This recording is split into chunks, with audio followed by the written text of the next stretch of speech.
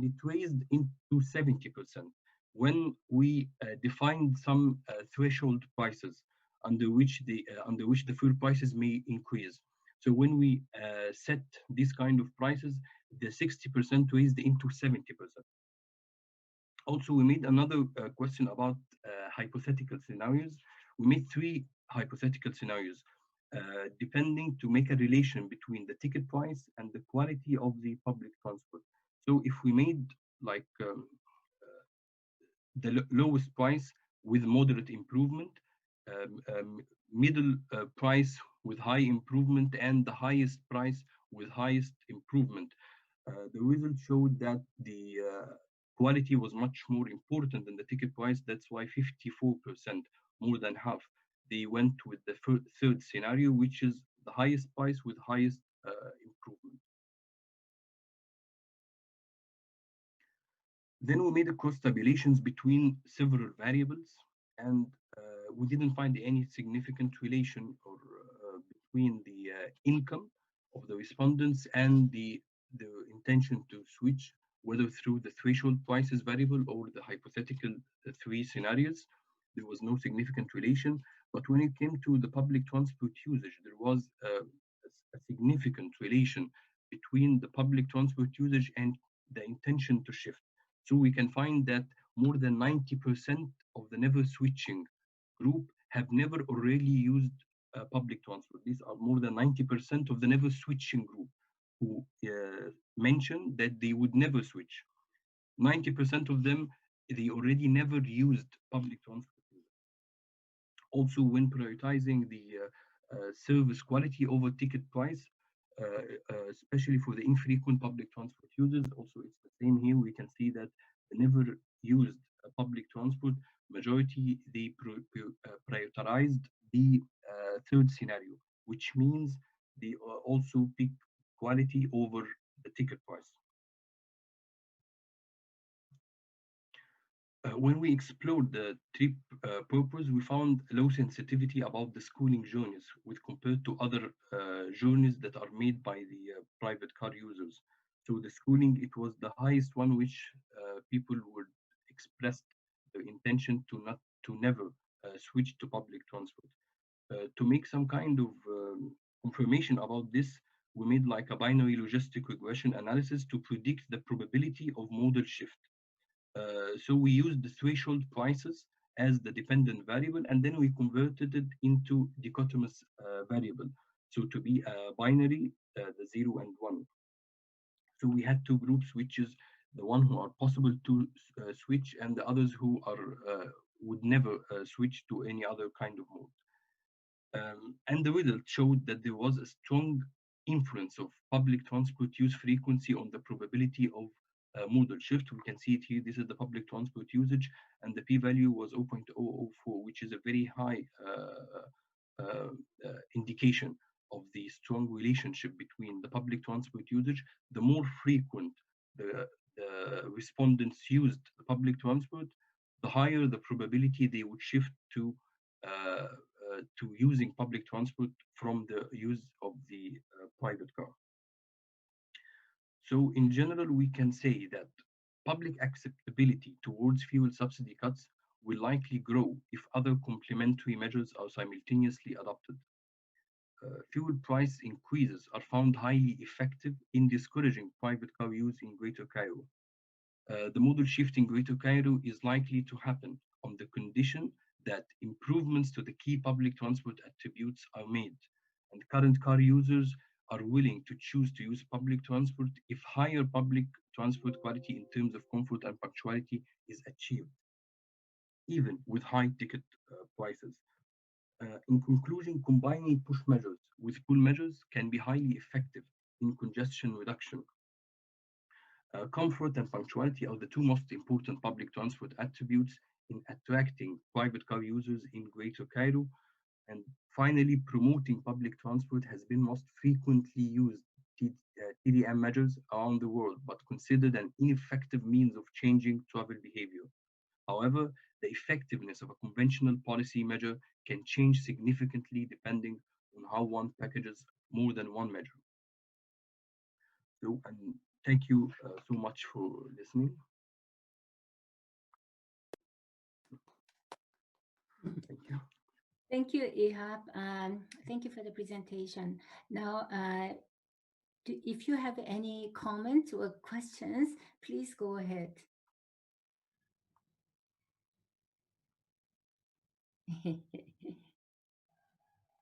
No questions?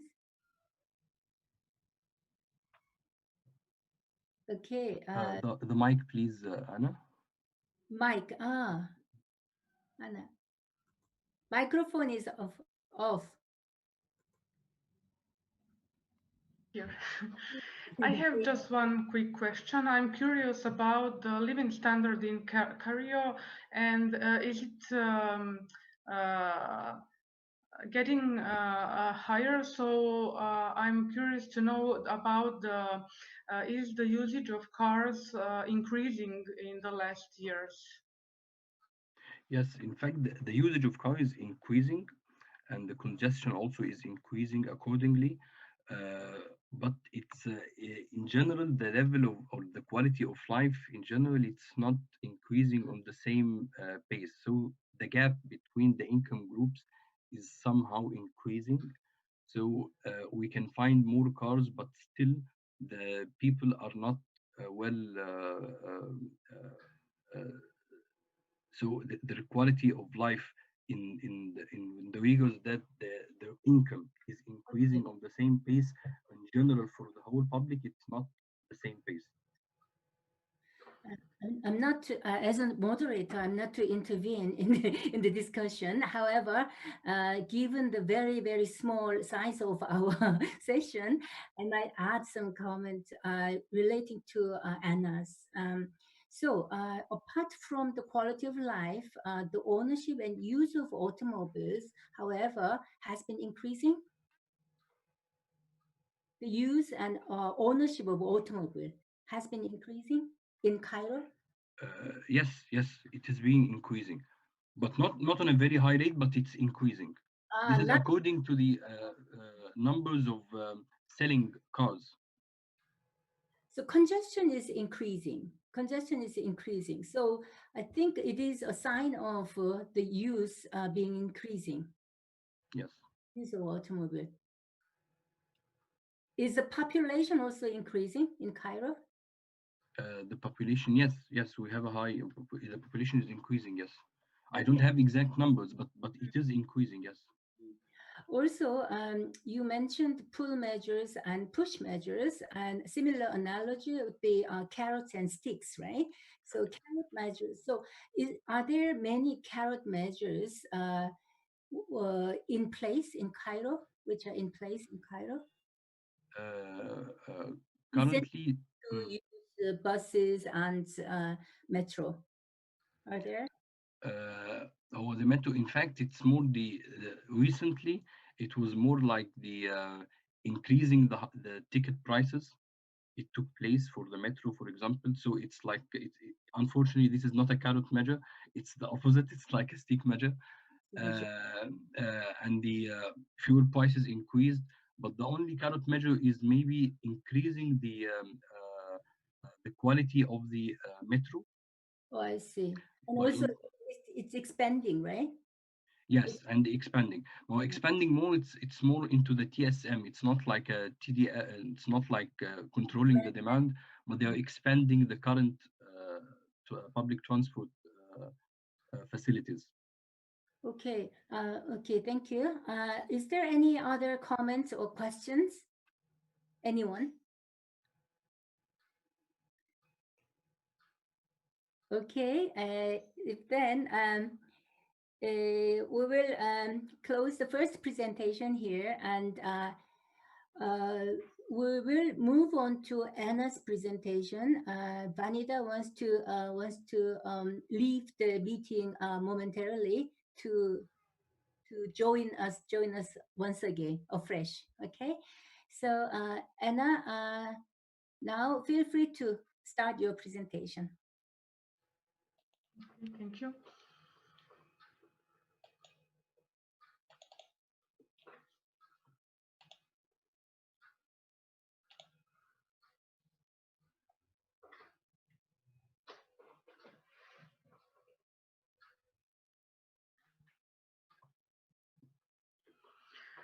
So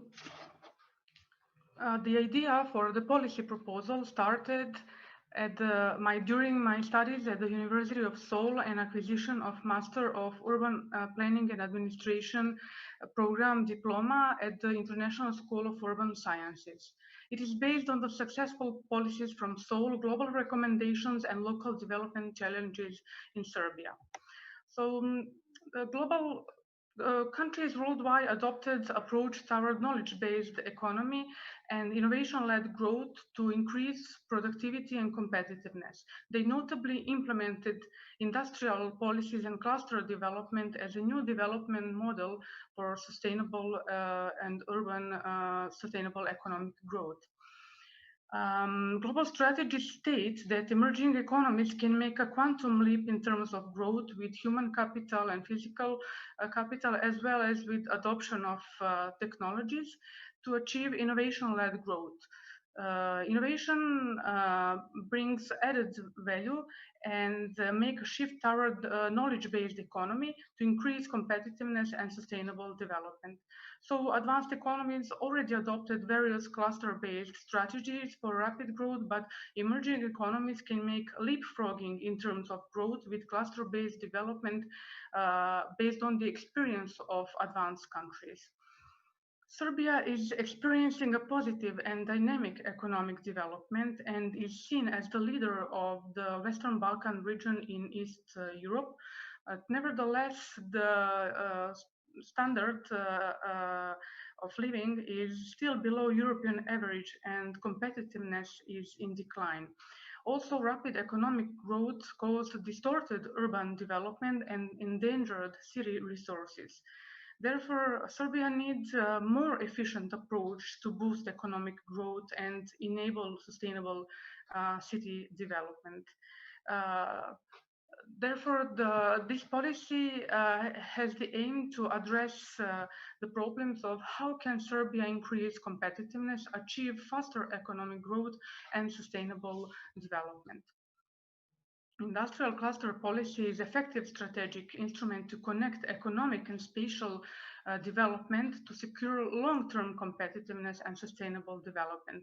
So the research idea examines the possibility to implement high-tech cluster development policy in Belgrade as a special government-led policy to enhance competitiveness and economic growth.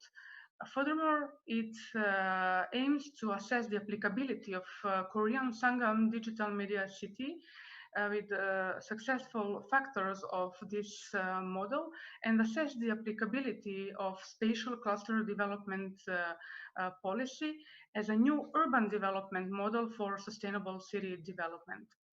So the case study of Sangam Digital Media City cluster is examined to define what are the important factors for successful cluster development that contributed to the development of industry and economic growth in Korea. So this policy aim is to connect economic and spatial development for inclusive, long-term and sustainable development goal.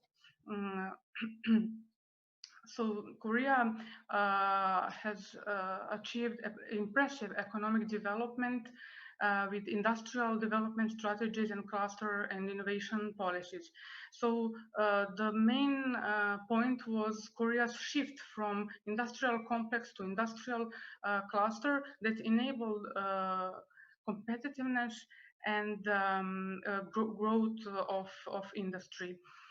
As regards to cluster policy recommendation, the socio-economic context in Korea and Serbia was compared to examine the environment in Serbia for cluster development and industry potential, as well as industrial parks and knowledge and industry agglomeration. So this analysis revealed that there is no real forms of cluster in Serbia, and there is not physical forms of cluster in Serbia, except the science and technology park that has a form of cluster, but is not the cluster in the main meaning.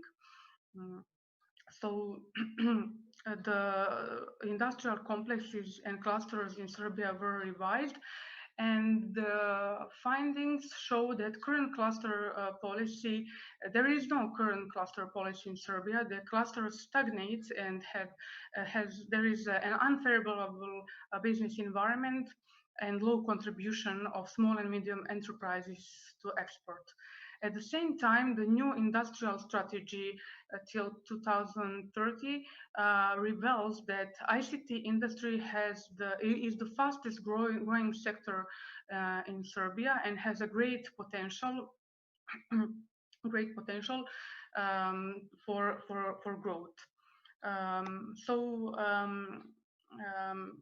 The emphasis should be put on the efficient and special cluster model that can increase production and export to make economy more competitive in the era of fourth industrial revolution. This means that Serbia has to rely on innovation to solve development challenges. The research examined Korean Sangam digital media high-tech cluster to determine important factors of successful cluster development. And according to these factors, the set of criteria is defined as a framework for the assessment of imposed research questions and assess their applicability in Belgrade. Not all cluster policies are effective, but Korean Sangam Digital Media City is an example of successful cluster policy, as obviously it is an ongoing project and that contributed to economic and industry growth in Korea.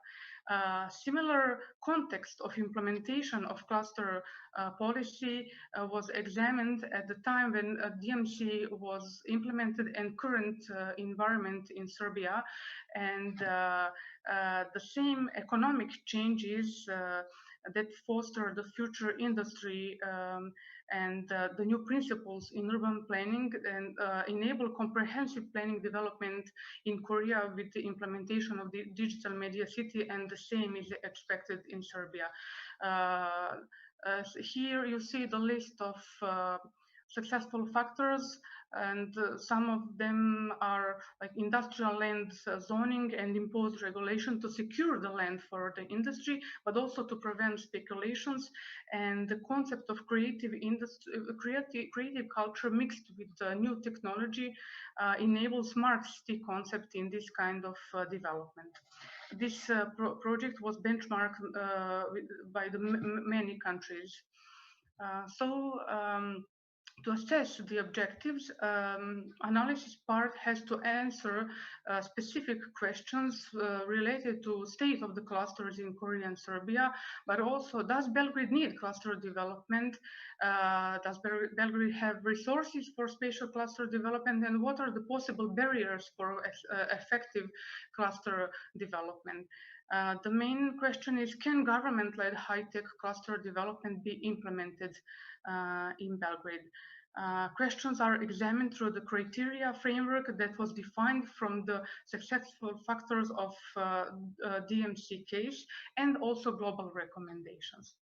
So to assess the needs for special cluster development, the deep analysis of economic, industrial, and urban planning indicators was conducted. And findings reveal indicate the cluster as urban economic model to increase productivity. So Belgrade is using valuable public land and desperately needs new spatial development model for more efficient land use that can bring a long-term benefit for the city. At the same time, industrial policy direction emphasize emergence of new industrial policy instrumentalization and cluster development policy to increase production competitiveness and economic growth, but at the same time to enable strategic planning, new development model that can enable smart growth. The identification of locations for spatial cluster development was the study conducted as the land acquisition and locations are one of the most important factors for spatial cluster development policy. So 7 locations were examined, and through the criteria framework that was extracted from DMC factors. So the locations were evaluated through the framework, and the results reveal that Belgrade has land resources for cluster development, but government has to preserve land resources for the spatial cluster development, as the public land is rapidly changing in the master plans, but in not in the favor of the industry development. So the spatial cluster development would serve as a new development model that can enable land use efficiency and long-term benefit from the public land. To assess the urban development system in Belgrade, Belgrade Waterfront Project, as an example of mega-scale project recently done and still ongoing in Belgrade, was examined through the analysis and the comparative analysis between DMC, and the study revealed that urban development system is incapable to accommodate economic dynamic with city planning and handle urban transformation of large scale. So rapid economic growth endangered city sustainability and city resources. But also the comparative analysis revealed that many weaknesses of the government-led cluster development and the obstacles for the government as the main developer for this project. So rigid urban development system, private interest influence in decision-making, outdated legislative, and lack of strategic thinking disable adoption of comprehensive development strategies and models for effective city planning. To assess the applicability of these policies, various semi-structured interviews were conducted with various professionals listed in this table.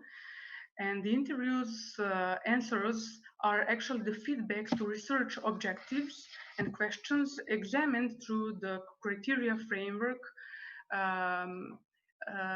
related to planning system, assessment, industry and cluster state potential, government policies, and policy implementation for the policy applicability. These are some of the conclusions from the semi-structured interviews.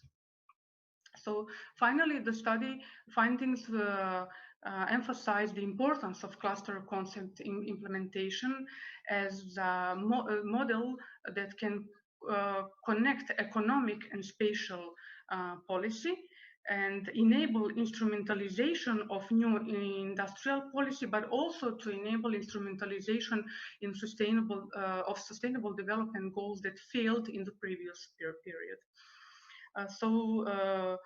With cluster development, the new urban economic development model can be developed to accommodate economic growth and urban development.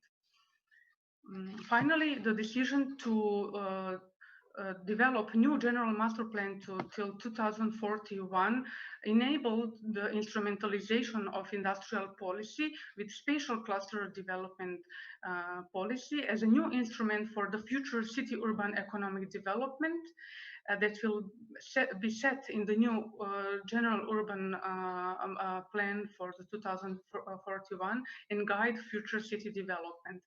It would be a new strategic planning approach for the city development toward polycentric city, efficient land use, and smart city principles. Finally, the examined indicators for Serbia emphasize policy direction toward industrial cluster policy and cluster development model concept as a public project, so government-led project with industrial-based planning and high-tech cluster as the engine of growth and the city as the driver of competitiveness. The main precognition to achieve this model implementation is to shift from complexes to cluster, to use top-down approach but with existing clusters that currently stagnate, and smart specialization strategies, but also to enable agglomeration economies with urban renewal project that has huge impacts on land use efficiency and positive externalities. Finally, the high-tech cluster development model was proposed in Sava Amphitheater location, a valuable land, public land location in the waterfront area that stood for 50 years waiting for its final purpose. And it is seen as the public purpose project led by the government that will provide the guidance for decision makers to support spatial cluster policy in other parts of the city in order to harness variable location and long-term efficient land use of the city resources. It would be a unique brand and part of the city identity, but improving urban land use efficiency in cities is crucial for building a more economic, efficient spatial development pattern by smart industrial agglomeration. Finally, the findings of the studies provide strategic framework for spatial cluster development as a guidelines for strategic development of the suggested policy. So the institutional framework needs improvement to connect strategies with policies, but also to enable instrumentalization of sustainable development strategies and effective urban development approach. Strong government leadership, improved institutional framework and governance, and comprehensive urban planning system are precognition for this. Furthermore, it will enable land management system improvement that will consequently lead to improvement of planning practice in Belgrade. This would be an effective strategic strategy for public land development, but also efficient land use in the city of Belgrade. Even though the cluster policies are usually private initiatives, the purpose of this policy is to emphasize that this should be government-led policy in Belgrade for the public purpose project that can enable future industry, setting the future industry as economic base and achieve shared prosperity. Further, this policy purpose is to connect strategies with documents and connect economic and urban development through urban regeneration projects to enable balanced regional development. This model can also, and this concept can also be developed as a regional cluster model of Western Balkan regions. So it can enable balanced regional development in this part of Europe, but also as a national strategy in Serbia for the regional balanced development.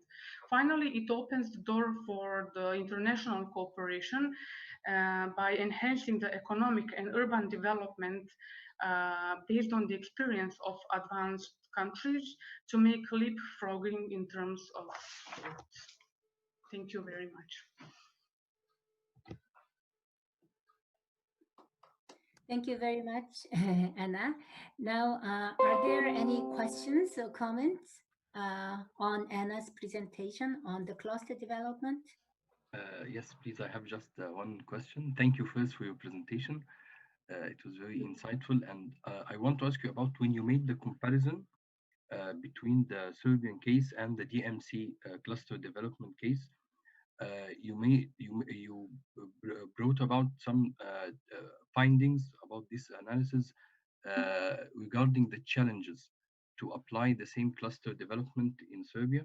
You found several challenges such as the poor governance and lack of transparency.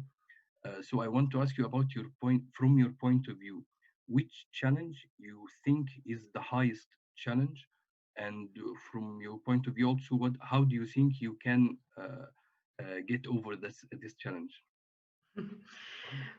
Actually, while I was examining this topic, challenge after challenge arise, and it seemed that each challenge is equally important, and actually they're all connected together. They cannot be separated. But the lucky circumstance is the decision to develop new general urban master plan, and I see it as currently the most important challenge that can influence and solve other challenges, because the problem is the global strategies were implemented in national strategies in Serbia, but not all national strategies are still delivered. What is missing is the instrumentalization of global and national strategies into documents. So there is a gap between the highest level and the new general urban master plan. So this is the opportunity to go in from the reverse way, to develop a new general urban master plan, to instrumentalize the strategies, and then through strategic projects return all the policies to the documents that are missing. So there is a gap.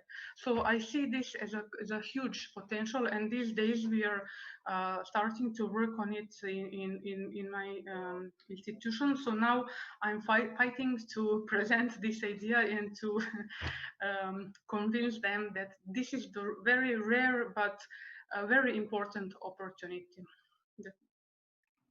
Okay, thank you both. Are there any other questions? Anybody else? Vanida? Yes. Vanida, I'm sorry that my camera is not working, but I hope that you can hear me. Yes. I'm curious on one thing about your study. You have conducted the interviews, all right? Mm-hmm. Yes, and I would like to know that when you conducting the interviews, who are the key person that you have been include, and what are the aspect of them? Because you mentioned about the central government, local government, and the regional.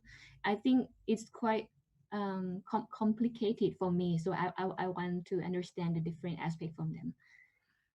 Yes. You chose this set of interviewees.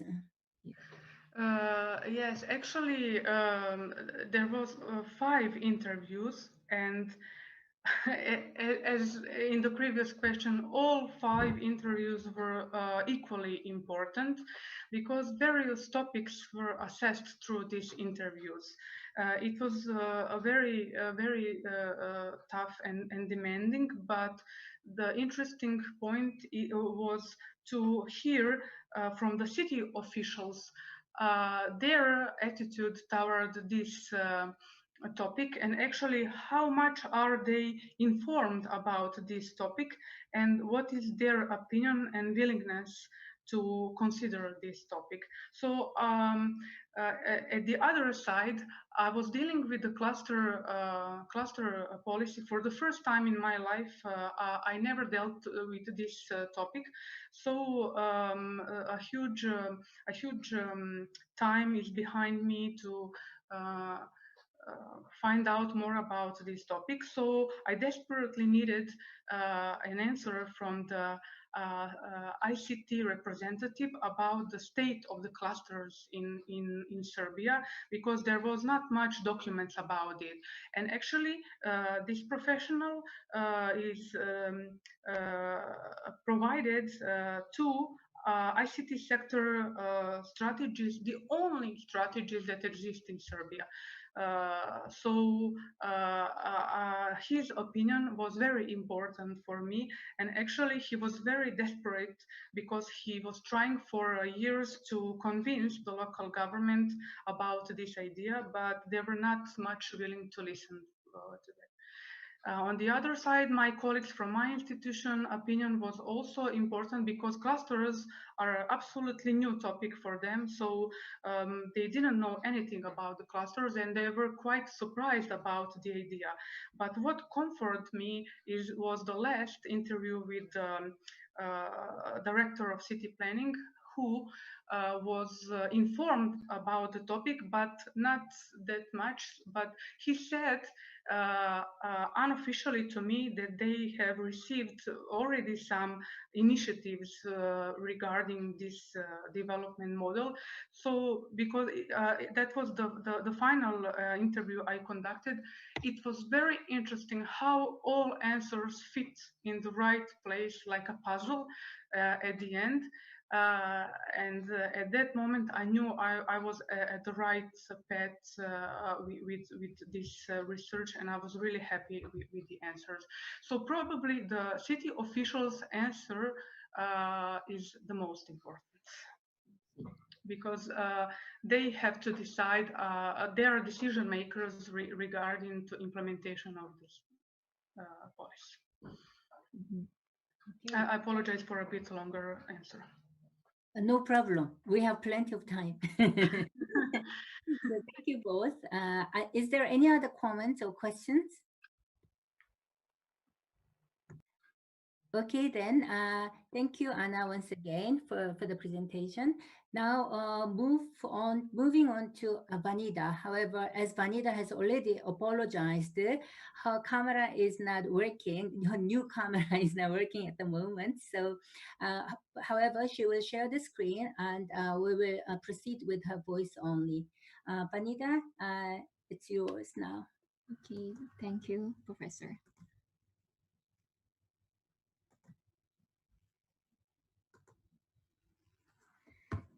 Good morning again, professors and all distinguished guests.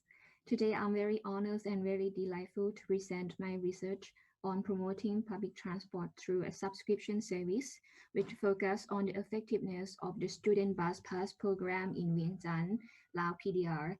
And yes, first of all, let me emphasize why I choose this topic and how important of this. Promoting the use of public transport has become an essential part of the government strategies to sway the habitual private vehicle users to try public transport. Policymakers require a well-informed policy implementation process and factors that influence public transport use and the travel mode shift. Previous studies have identified